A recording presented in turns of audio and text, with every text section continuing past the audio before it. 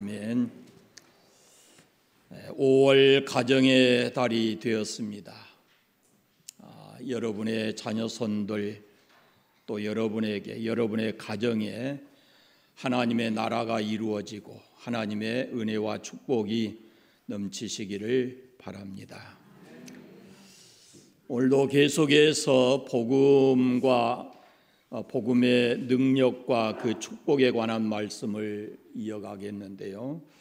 복음과 의롭다 하심에 대해서 말씀을 드립니다. 복음은 예수 그리스도입니다. 복음의 내용은 예수 그리스도의 십자가와 부활입니다.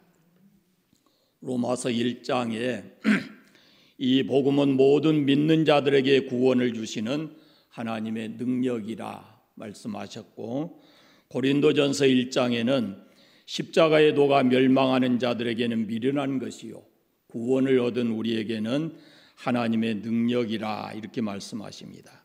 복음의 능력, 복음이 곧 우리에게 가져다 주는 그 축복은 우리가 상상할 수 없을 만큼 풍성하고 많습니다. 이미 말씀드린 것도 있고 앞으로 또 말씀드릴 것도 있습니다. 복음이 우리에게 가져다 주는 축복, 기억나신 것. 첫째, 기억나신 것. 하나님의 자녀가 됩니다. 복음은 우리를 하나님의 자녀 되게 합니다. 그 다음에 우리의 모든 죄를 사함받는 축복입니다. 지난주에 살펴보았는데 예수 그리스도 안에 있는 생명의 성령의 법이 죄와 사망의 법에서 우리를 해방시킨, 모든 얽어매고 있는 것들로부터 우리를 자유하게 하는 축복이 있습니다. 앞으로 말씀드리겠지만은 죄와 죽음뿐만 아니라 우리가 이 땅에 살아가는 이 동안에 현실적으로 받는 고통, 육신의 고통과 각종 질병과 또 마음의 상처로부터 치유함을 받는 그런 축복도 복음 속에 담겨져 있습니다. 말씀 속에 들어가 보면은 복음이 우리에게 가져다 주는 축복은 우리가 이 땅에서 살아가는 동안에 필요한 모든 것들, 그리고 영원하신 하나님의 나라에 들어가기에 조금도 부족함이 없는 그 은혜와 복이 바로 복음 속에 송두리째 담겨져 있습니다. 문제는 어떻게 하면 우리가 그것을 이 땅에 살면서 복음의 능력과 그 축복을 우리가 이 땅에서 누리고 살아갈 것인가라는 겁니다. 하나님께서 복음 대신 예수 그리스도를 통해서 주신 그 은혜와 축복을 이미 우리에게 풍성하게 주셨는데, 문제는 우리가 그 은혜 안에 그 축복을 누리지 못하고 살아가고 있다라는 것입니다. 이미 주어졌습니다. 이미 주어졌는데 그것을 아직 내게 주어지지 않는 것처럼 소망하고 멀리서 바라보고 기다리고 있다 하면은 그것은 어리석은 삶일 것입니다. 이미 주어졌습니다. 이제 그 안으로 우리가 들어가면 됩니다. 마음껏 그 복음의 능력과 축복을 누리고 살아가야 하는 것입니다. 여러분 생각해 보십시오. 배고픈 사람이 맛있는 음식을 앞에 두고 바라만 보고 있다 그러면은 어리석지 않습니까? 먹으면 됩니다. 넘치는 시냇물이 앞에 흘러가고 있는데 목마른 사람이 그것을 꿀꺽꿀꺽 마시면 되는 겁니다. 오늘 설교를 통해서 복음의 놀라운 축복을 경험하게 되시기를 바랍니다. 하나님의 은혜와 축복을 누리는 그 비결은 하나님이 예수 그리스도를 통해서 우리에게 주신 그 복음의 능력과 축복을 누리는 비결은 우리에게 믿음이 있어야 합니다. 우리의 믿음이 중요합니다. 믿음을 갖고 하나님의 은혜의 바다로 뛰어 들어가면 됩니다. 그런데 우리가 부르는 찬송가 302장에 있는 것처럼 내 주 하나님 넓고 큰 은혜는 저 큰 바다보다 깊다. 그랬는데 3절의 말씀을 보면은 많은 사람이 얕은 물가에서 저 큰 바다 가려다가 찰싹거리는 작은 파도 보고 마음이 약해서 못 간다. 그 후렴의 4절에 보시면 자고 가거라 이제 곧 가거라 저 큰 은혜 바다 향해 자고 내 너를 저 깊은 데로 가라 망망한 바다로. 우리가 이렇게 찬송합니다. 여러분, 머뭇거리지 말아야 합니다. 하나님의 끝없는 그 넓고 큰 은혜 안으로 우리가 믿음의 노를 저어서 들어가게 되면 우리는 이 땅에 살지만 하나님이 주시는 그 많은 은혜와 복을 이 땅에서 누리고 살아갈 수 있다라는 말씀입니다. 그런데 우리는 인생의 현실 문제에 부딪혀서 하나님의 사랑을 의심하고 하나님의 은혜를 의심하고 두려워하면서 그 안에 들어가지를 못하고 있는 것입니다. 그래서 예수님께서 제자들에게 믿음이 적은 자들아 라고 말씀하신 거예요. 여러분, 믿음이라는 것은 우리 개인의 기대나 신념이나 비전이나 이성이나 체험이 그런 것이 아닙니다. 아멘 믿습니다 라고 해서 그 믿음이 좋은 게 아닙니다. 믿음은 세 가지 측면에서 우리에게 충족이 되어져야 합니다. 그 첫째는 하나님의 말씀에서 오는 믿음이어야 합니다. 믿음은 우리의 개인의 생각이나 판단이 아니고 성경에 기록된 그리고 선포된 하나님의 말씀을 믿는 것입니다. 믿음은 내가 취사선택, 말씀을 취사선택해서 믿는 것이 아닙니다. 선별해서 내 마음에 맞는 것을 믿고 그렇지 않는 것을 버리는 것이 믿음이 아닙니다. 하나님이 말씀하신 것, 그것을 그대로 내 형편과 상황에 의하지 않고 그 말씀을 그대로 전체를 그대로 믿는 것이 우리의 믿음이어야 합니다. 두 번째는 예수 그리스도의 십자가와 부활의 사건에서 오는 믿음이어야 합니다. 믿음은 죄 사함을 주시는 예수 그리스도의 보혈의 능력과 우리에게 새 생명과 하나님의 나라를 들어갈 수 있도록 유업을 받을 수 있도록 하시는 그 부활의 능력을 믿는 그에서 오는 믿음이어야 하는 겁니다. 세 번째는 성령의 기름 부으심이 있는 믿음이어야 합니다. 성령님은 우리로 하여금 매 순간순간마다 하나님의 말씀을 생각나게 합니다. 성령님의 충만하신 은혜가 임할 때 우리는 약속의 말씀을 기억하게 되고 우리의 삶의 염려, 걱정, 근심을 이겨낼 수 있는 말씀으로부터 오는 평안과 은혜를 누리게 되는 것입니다. 여러분, 우리가 이 점은 꼭 알아야 합니다. 우리가 갖는 걱정, 근심, 염려, 불안은 점진적으로 사라질 수도 있고 차츰차츰 사라질 수도 있고 순간적으로 사라질 수도 있습니다. 그러나 우리의 구원은 예수 믿는 순간에 한순간에 우리의 구원이 이루어져요. 그러나 우리가 예수 믿는 성숙한 그리스도인이 되는 것은 이것은 하루아침에 되는 것이 아니고 점진적으로 시간이 가면서 점점 우리가 예수 그리스도를 닮아가고 성숙한 그리스도인이 되는 것입니다. 여기 중요한 것이 있습니다. 누구든지 예수 믿으면 하나님의 자녀가 됩니다. 하나님의 자녀가 되었으면 이제는 하나님의 자녀로서 그 인격과 삶이 성숙해져야 하는 겁니다. 여러분이 하나님의 자녀로서 이 두 가지 증명할 것이 있습니다. 그 첫째는 내가 예수를 믿는가라는 겁니다. 내가 예수님을 믿으면 하나님의 자녀가 되었습니다. 그리고 또 하나는 걱정, 근심, 불안, 두려움 이런 것이 내 힘으로 해결되지 않는 문제가 생겼을 때 여러분은 그때 어떻게 행동하는가를 보셔야 합니다. 내가 내 힘으로 해결할 수 없는 인생의 문제를 만났을 때 내가 믿는 전능하신 하나님께 그 문제를 가지고 가서 그분을 의지하고 그분에게 맡기고 신앙생활하는가라는 것을 생각해야 합니다.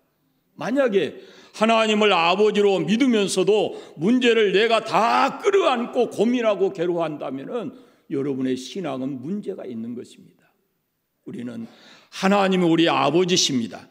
우리의 형편과 처지를 다 아시는 분입니다. 그런데 우리가 예수 믿어 하나님의 자녀가 됐다 하면서도 인생의 문제를 내가 끌어안고 고민하고 괴로워하면서 산다면 그것은 하나님의 자녀로서 뭔가 지금 잘못되어 있는 것이죠. 우리 아버지는 충분히 우리의 문제를 해결해 주실 수가 있고 우리와 함께 그 모든 인생의 문제를 풀어내 주실 수 있는 전능하신 아버지이십니다. 하나님께서 이미 우리가 감당할 수 없는 은혜와 큰 복 되시는 예수 그리스도를 우리에게 주셨습니다. 중요한 것은 이 복음의 능력과 축복을 자신의 것으로 만들어야 된다는 겁니다. 하나님이 은혜와 복을 이미 예수님을 통해서 우리에게 주셨는데 그것을 내 것으로 만드는 열쇠가 뭐냐면은 바로 믿음이라는 것입니다. 오늘 복음과 의롭다 하심의 축복을 내 것으로 만들어서 이 땅에 사는 날 동안 승리하며 사시기를 바랍니다. 하나님의 말씀은 인간의 영을 변화시키는 능력이 있습니다. 우리의 영을 의롭게 만듭니다. 오늘 말씀 28절부터 30절 말씀까지 다시 한번 읽어보겠습니다. 우리가 알거니와 하나님을 사랑하는 자 곧 그 뜻대로 부르심을 입은 자들에게는 모든 것이 합력하여 선을 이루느니라. 하나님이 미리 아신 자들을 또한 그 아들의 형상을 본받게 하기 위하여 미리 정하셨으니 이는 그로 많은 형제 중에서 맏아들이 되게 하려 하심이라. 또 미리 정하신 그들을 또한 부르시고 부르신 그들을 또한 의롭다 하시고 의롭다 하신 그들을 또한 영화롭게 하셨느니라. 아멘. 여기 의롭다 하심은 이것은 법적인 용어입니다. 재판 과정에서 우리가 그 뜻을 더 분명하게 이해할 수가 있습니다.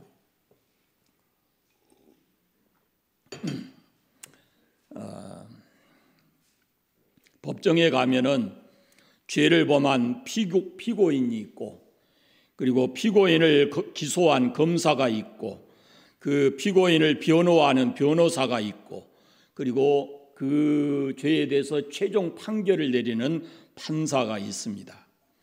우리는 하나님의 법정에 죄인 피고인으로 섭니다. 죄를 지어서 사형 선고를 받아 마땅할 그런 사람들로 우리가 하나님의 법정에 서게 될 겁니다. 율법이 우리를 율법이 검사가 돼서 우리를 사형에 해당하다고 우리를 고발하게 되는 겁니다. 그때 우리를 변호해 주시는 분이 바로 예수 그리스도이십니다. 그리고 최후의 판결을 내리시는 분은 하나님이십니다. 최고 재판장이신 하나님께서 우리 죄를 위해서 십자가에 죽고 부활하신 예수님의 변론을 들으시고 그리고 이제 우리에게 선고하시기를 무죄다, 이 사람은 의로운 사람이다 라고 우리에게 선고하신다라는 말씀입니다. 그것이 오늘 본문에 나오는 의롭다 하심의 정의입니다. 이것이 복음과 의롭다 하심의 축복이에요. 우리가 이 의롭다 하심의 축복을 받은 것입니다. 하나님께서 예수 그리스도를 믿는 사람들에게 의롭다 이렇게 선언하신다는 말씀입니다.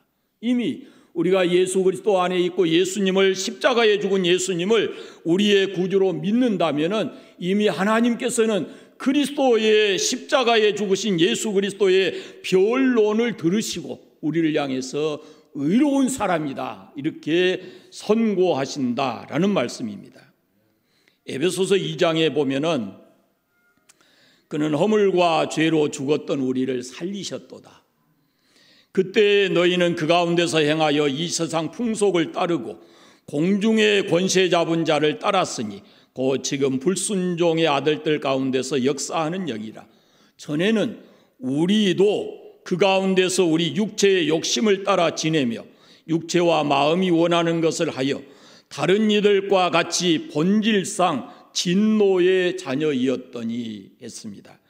아담 이후의 모든 사람은 허물과 죄로 인해서 마땅히 사형 선고를 받아 죽었습니다. 그런데 예수님께서 십자가에 피 흘리심으로 그 죄의 값을 지불하셨기 때문에 예수님 안에 있는 사람들을 하나님께서 의롭다라고 선고하신 것입니다. 죄인인 사람을 예수님께서 죄인인 사람을 위해서 예수님이 십자가에 피 흘려 죽으심으로 우리 죄인된 우리를 하나님 앞에서 의롭다 이렇게 인정받게 하셨습니다. 그래서 이사야 선지자는 예수님의 십자가의 죽음을 두고 그의 찔림은 우리의 허물 때문이고 그의 상함은 우리의 죄악 때문이라 그랬습니다. 우리가 죄와 허물로 죽었는데 예수님이 십자가에 죽으신 것은 허물과 죄로 죽은 우리를 살리시려고 그분이 십자가에 죽으셨거든요. 그래서 허물과 죄로 죽은 우리를 예수님께서 다시 그 십자가의 죽으심을 통해서 우리를 다시 살려내시고 우리를 예수님 안에 있는 우리를 의롭다 하신 것입니다. 우리를 의롭다고 선언하시는 분은 하나님이십니다. 그러면 이제 누구도 다시 우리의 죄를 끄집어내서 다시 정죄하거나 다시 고발할 수가 없습니다. 이제 우리는 어둠에서 빛으로, 죄인에서 의인으로, 저주에서 축복으로, 사단의 권세에서 하나님께로 돌아오게 되었습니다. 이 놀라운 변화가 우리 가운데서 일어나는 것입니다. 우리의 인생의 대변화가 일어나는 것입니다. 과거에는 귀신이 귀신을 무서워하며 살았습니다.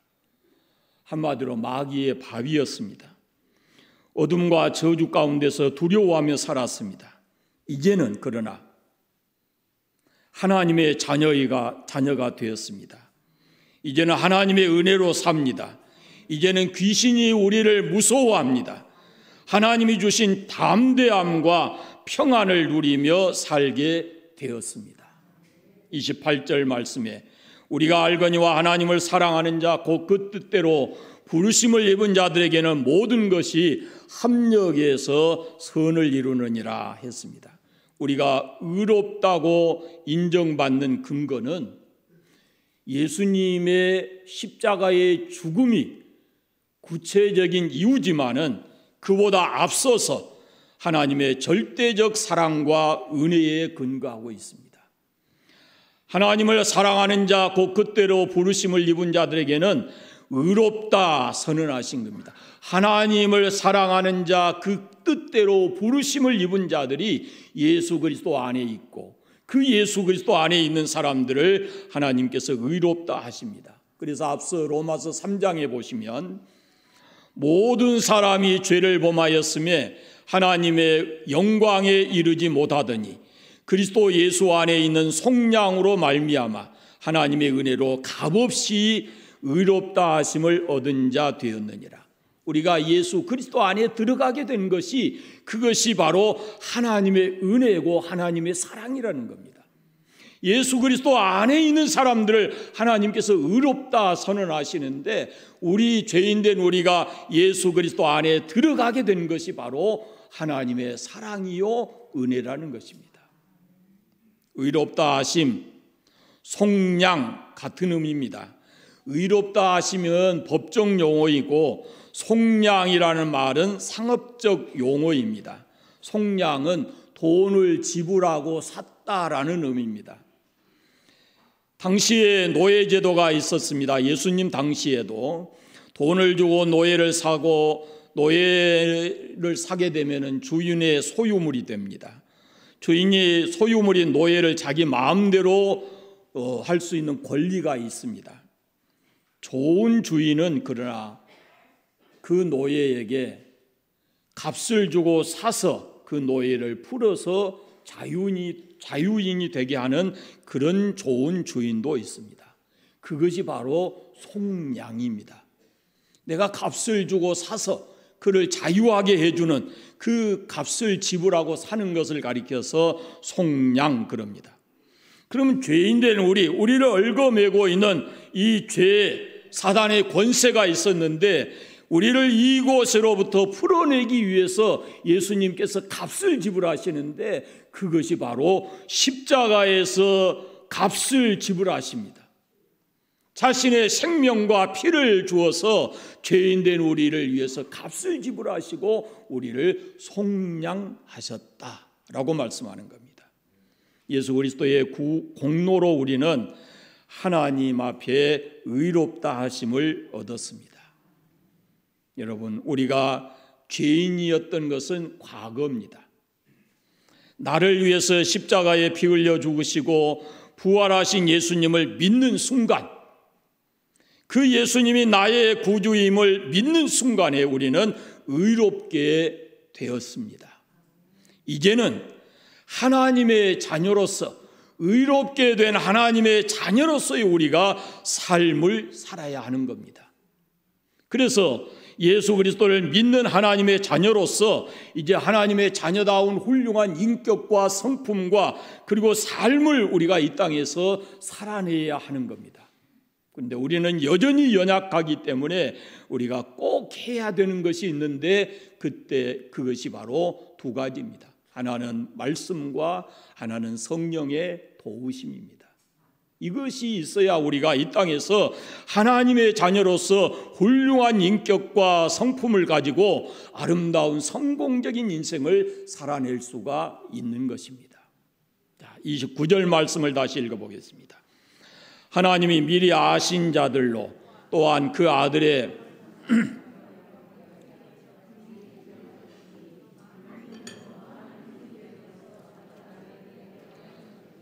하나님께서 우리를 의롭다 하신 목적이 두 가지입니다. 첫째는 하나님의 아들의 형상을 본받게 하기 위함이고 또 하나는 맏아들의 복을 주시기 위함입니다. 우리는 이제 예수 그리스도의 형상을 닮아가야 됩니다. 하나님의 아들의 형상을 본받아야 된다.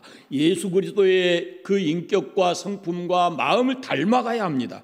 그래서 하나님이 주신 맏아들로서의 복을 누리면서 우리가 살아가야 하는 것입니다. 그것이 그리스도인의 삶입니다.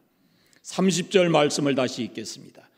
또 미리 정하신 그들을 또한 부르시고 부르신 그들을 또한 의롭다 하시고 의롭다 하신 그들을 또한 영화롭게 하셨느니라. 아멘. 여기 의롭다 하심을 얻는 네 단계가 있습니다. 첫째는 미리 아시고 우리를 정하신 것입니다. 예정입니다. 이 선택의 가장 큰 비밀은 그리스도 안에 감춰져 있는 예정입니다. 여러 가지로 설명을 학자들도 하고 하지만은 삼위일체 하나님에 대해서 우리가 정확하게 증명할 수 없듯이 하나님의 예정에 대해서도 우리가 이것이 이것입니다라고 딱 부러지게 말할 수가 없습니다. 그것은 하나님께 속한 신비입니다.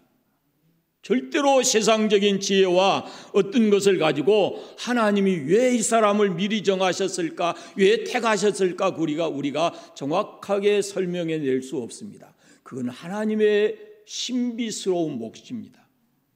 두 번째는 예정하신 자들을 부르신 겁니다. 선택이 없으면 부르심이 없습니다. 어느 순간에 하나님께서 부르신 게 아니고 엄밀하게 하나님이 선택한 사람들을 때가 되면은 부르십니다. 그런데 제 개인적인 생각은 그렇습니다. 하나님이 우리를 택하셨으면 좀 더 빨리 불러주시는 것이 우리에게는 복이에요. 어떤 사람들은 그렇게 생각할지 몰라요.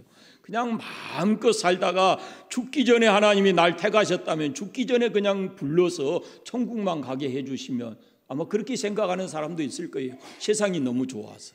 그런데 저는 그렇지 않습니다. 반대입니다. 하나님이 나를 택하셨으면 좀 더 일찍이 부르셔서 하나님의 풍성한 은혜를 이 땅에서 누리며 살아가게 하는 것, 이것이 얼마나 큰 은혜고 복인가라는 생각이 듭니다. 세 번째 단계는 부르신 사람들을 의롭다 하신 것이고 네 번째 단계는 의롭다 하신 사람들을 영화롭게 하신 것이라 이랬습니다. 이 하나님께서 미리 아시고 정하시고 부르시고 의롭다 하시고 영화롭게 하셨다라는 겁니다. 이 틀을 벗어날 수가 없습니다. 우리가 하나님 앞에서 처음 부름받고 마지막 영화롭게 되는 과정까지 이 단계를 벗어나 있을 수가 없다라는 겁니다. 하나님의 계획이고 하나님의 섭리고 하나님이 이루시는 그런 놀라운 역사입니다.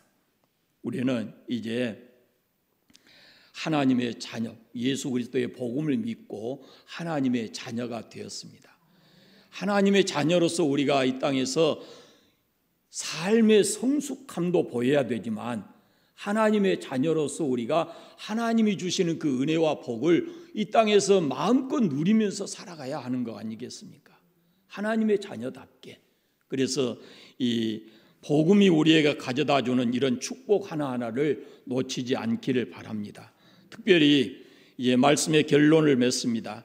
우리는 죄의 습관에서 떠나야 합니다. 이것은 과거의 죄에 묶여 살 때 우리의 모습이고 이제는 하나님의 자녀가 됐으니까 죄의 습관에서 떠나야 되고 마귀에게 끌려다니는 삶의 목표를 찍어야 합니다. 다시 우리가 잘못해서 마귀가 우리의 마음에 틈타올 수 있도록 길을 열어주면 안 됩니다. 발판을 만들어줘서는 안 되는 것입니다. 걱정, 근심, 불안과 두려움을 벗어버리고 하나님이 주시는 날마다의 은혜와 평강을 누리는 그런 삶을 살아가야 하는 겁니다. 죄로 인해서 우리의 마음이 무겁거나 죄로 인해서 불안하거나 하는 그런 삶이 아니고 이제는 죄로부터 완전히 벗어나 자유하고 하나님이 우리를 의롭다 이렇게 인정하셨다고 하는 것을 우리가 분명히 믿고 이제는 하나님의 자녀로서 마음껏 이 땅에 사는 동안에 그 은혜와 복을 누리면서 살아가시는 그런 삶이 되시기를 바랍니다. 기도하겠습니다. 하나님 아버지 감사합니다. 우리를 하나님의 자녀로 부르시고 택하여 부르시고 오늘 주신 말씀처럼 우리를 의롭다 하셨으니 감사합니다. 이제 우리가 주의 말씀을 듣고 다시 세상에 나가는데 세상 속에서 자유하게 하시고 하나님의 자녀로서의 성숙한 인격과 삶을 살아갈 수 있도록 우리에게 담대함과 능력을 더해 주시기를 원하옵고 기도합니다. 하나님 우리 아버지 무엇에도 붙들려 살지 않도록 얽매여 살지 않도록 성령 하나님께서 우리를 붙들어 인도하시고 한 주간도 주님과 동행하면서 승리의 삶을 살아가게 하여 주시옵소서. 예수 그리스도의 이름으로 기도드립니다. 아멘.